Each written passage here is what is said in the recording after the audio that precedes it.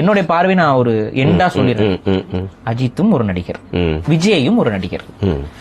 விஜயை நம்ம எந்த இடத்துல வைக்கிறோமோ அதே இடத்துலதான், கொஞ்சமும் மேல இல்ல கொஞ்சமும் கீழே இல்ல, அஜித்தையும் நம்ம அதே இடத்துல தான் வைக்கணும். அஜித் கடவுள் இல்லையா? அஜித்தே கடவுள் எல்லாம் சொல்லக்கூடாது. Right right. அப்படி சொன்னா அவர் கோச்சுக்குவார். அஜித்தே மனிதரே, அஜித்தே நடிகரே அப்படின்னு தான் நம்ம வந்து சொல்லணும். சும்மா அந்த அஜித்தே கடவுள் எல்லாம் யாரும் சொல்லாதீங்க. அது அவருக்கு சுத்தமா பிடிக்கல. அவர் பிடிக்காதனாலதான் அவங்க வந்து 1 மணி நேரம் தனது அந்த வாகனம் ஓட்டக்கூடிய தொழிலிருந்து இறங்கி வந்து அவர் வந்து சொல்லிட்டு போறாரு. அல்ல இன்னொன்னு சொல்றாரு, நான் அவர் அப்புறம் உழைப்புக்கு முக்கியத்துவம் கொடுக்கணுங்கிறாரு, அப்புறம் வந்து படிப்புக்கு முக்கியத்துவம் கொடுக்கணுங்கிறாரு. அவர் நிறைய எப்ப போல வேலை சாப்பிடுங்க, பழுத்தீங்க, குளிங்க, அந்த மாதிரி நல்ல விஷயங்கள்லாம் சொல்லிட்டு போறாரு. அவ்வளவுதான். ஏதோ அஜித் மேல வன்மம். எனக்கு வந்து இதை அப்படியே வேற மாதிரி ஒரே சைடா கொண்டு போக பார்த்தாங்கல்ல. இல்ல இதுல என்னன்னா விஜயோட ஃபேன்ஸ் தொண்டர்கள் புரிஞ்சுக்க மாட்டாங்க. அஜித் சப்போர்ட் பண்றாரு, அது வந்து பகுத்தாய்ந்து பார்க்க மாட்டாங்கன்ற. பகுத்தாய்ந்து தான் நம்ம சொல்லியிருக்கோம். இதுக்கு எத்தனை பேர் கோவப்படுறாங்க நமக்கு தெரியல.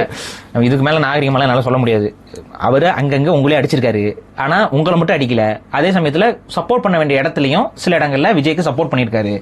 அது போக திமுகவையும் லைட்டா ஒரு இடத்துல தட்டியிருக்காரு, இந்த இலவசம் கொடுக்கறது போறதுன்ட்டு. சோ மோரார்லெஸ் அவரு நியூட்ரலான ஒரு இன்டர்வியூ கொடுக்கணும். பட் இந்த டைம்ல தான் இந்த இன்டர்வியூ நான் கொடுத்தே ஆகணும்னு அவர் கொடுத்திருக்காரு.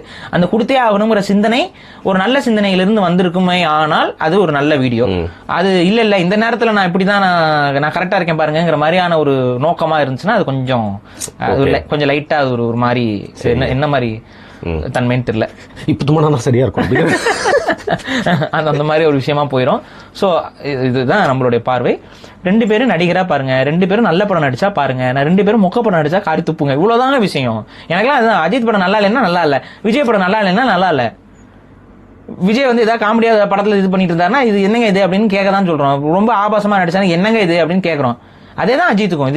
இது எல்லாத்துக்கும் பொருத்தி பார்க்கணும். சினிமா வந்து ஹாலிவுட் தரத்துக்கு கொண்டு போனதுல இந்த 2 நடிகர்களோட பங்கு வந்து ரொம்ப அதிகங்க. நீங்க சொல்லும் போது ஏன் சிரிச்சுட்டே சொல்றீங்கன்னு தெரியல, புரியல எனக்கு. பேசிக்கா அவங்க 2 பேரும் நடிகர்களே நடிகர்களாக பார்ப்போம். இதுல ஒருத்தர் அரசியல் கட்சி ஆரம்பிச்சு வந்துட்டு இருக்காரு.